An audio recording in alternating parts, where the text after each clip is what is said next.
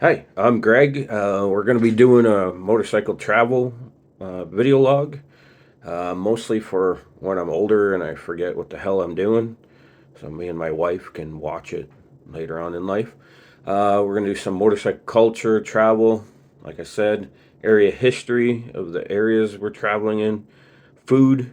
Um, I'm going to do some parts and gear reviews in the future, some little installs probably, um, and possibly this winter we're going to do a chopper build of a Sportster. If I can find a cheap enough bike.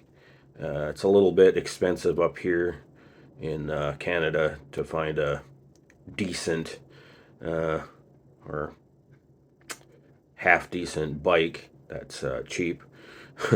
Sportsters are going for like fuck, $6,000-7,000, and they're 25 years old.